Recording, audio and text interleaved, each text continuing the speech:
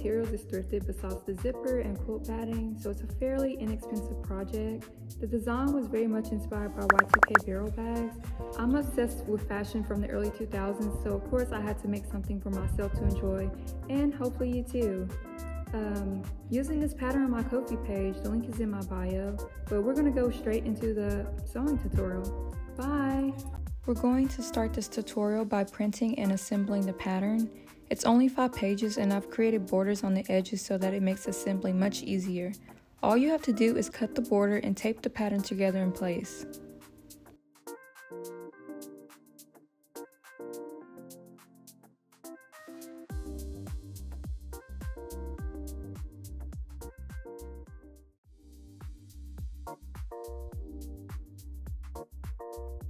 I will be using a kitchen towel I thrifted as my main fabric, quilt batting for stabilizing the shape of the bag, piping for decoration, a zipper, a large thick chain as my bag handle, a charm for my bag, O-rings to connect to the chain, and the D-rings to connect to the bag.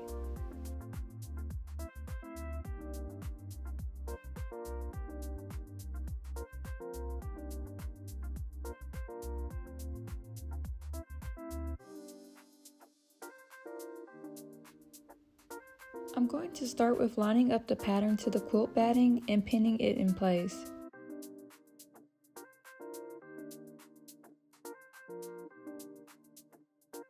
Next, cut out the shape of the bag and continue with the sides of the bag.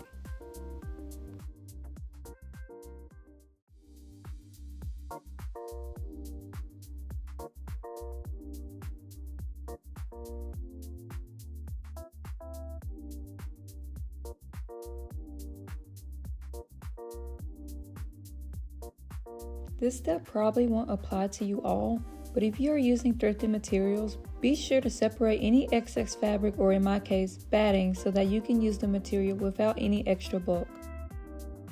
We will proceed by pinning the pattern onto the main fabric and then cutting out the shapes for the body of the bag and the sides.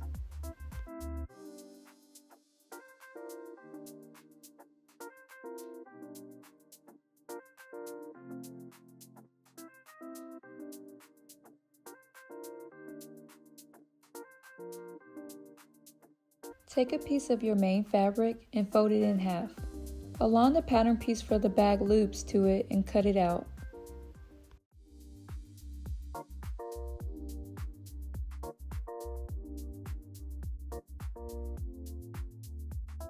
Finally, you can cut out the lining pieces for the body and the sides of the bag. Start by having the quilt batting laying face down. Place the main fabric on top with the right sides facing you. Do the same with the sides of the bag.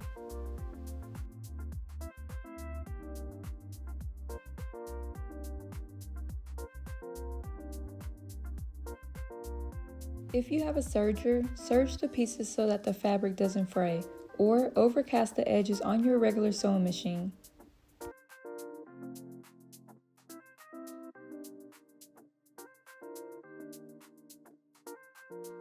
Have the main fabric lined with the right side facing you, then place the lining piece on top with the wrong side facing you. Take the pattern and mark the zipper placement using a marker or pen.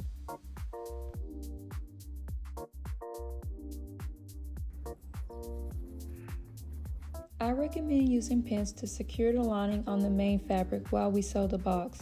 This is so that the fabric doesn't slide around too much when sewing. You can now sew the box. Take your time and maneuver the fabric around each corner.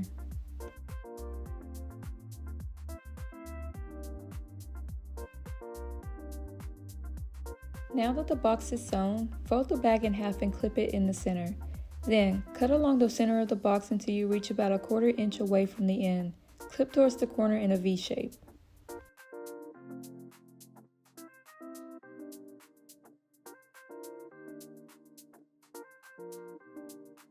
As you can see, we created a slit to turn over the lining fabric and for the zipper placement. Simply turn over the fabric to the underside of the bag.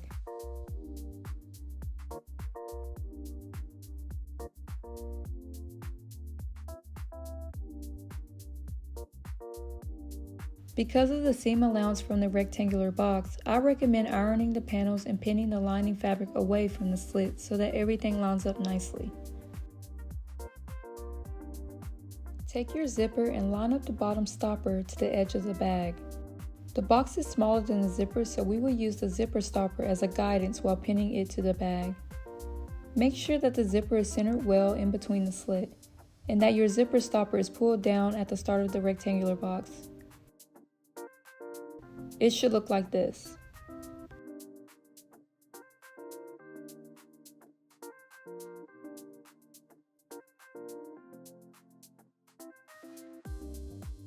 Next, take your zipper foot and sew the zipper to the bag. Carefully remove the pins as you sew about 1/8 inches away from the edge of the fabric. You'll need to do this step slowly so that you don't misalign the zipper out of placement. It should look like this in the end. The next step is to prepare the piping for the sides of the bag. Use a seam ripper to loosen the beginning of the piping, then snip about 1/4 inch of the cord.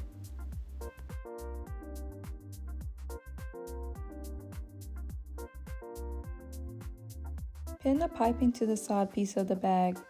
Make sure that the corded side is facing the inside of the circle.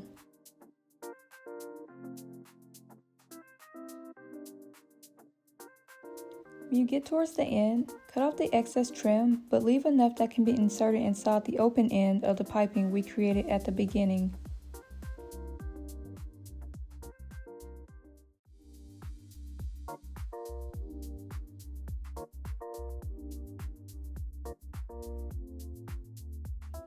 Pin it in place and then repeat with the other side.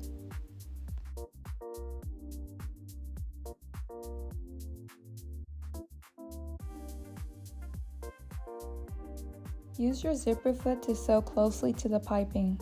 Take your time and remove the pins when necessary. It should look like this. Take the pieces for the chain loops and fold it in half. Sew the seam using a regular presser foot. Turn it inside out so that the right side is facing you, then fold it in half to form the loop. You'll also need to insert the D-rings at this moment. Pin it to the sides of the bag on the main fabric and make sure that it's not pinned to the lining fabric. As you can see here, the loop is not attached to the lining. Fold the bag in half and pin the main fabric together at the bottom. When completed, sew a seam.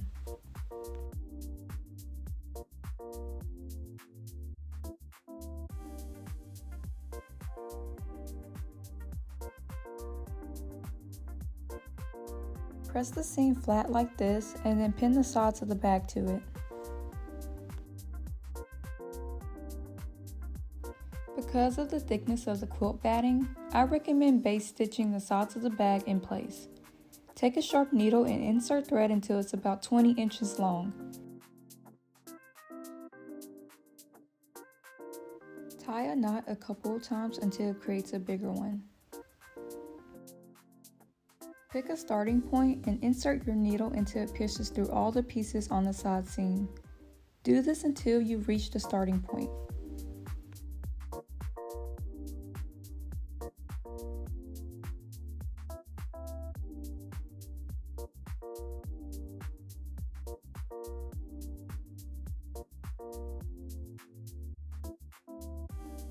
Carefully sew the seam in place. Make sure that you are following your base stitches as a guide.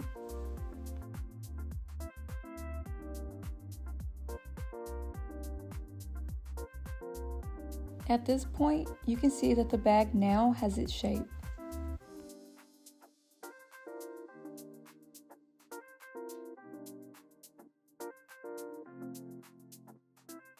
Now it's time to sew the lining bag. Fold the lining bag around the main bag and pin the bottom seam into place. Carefully sew the seam.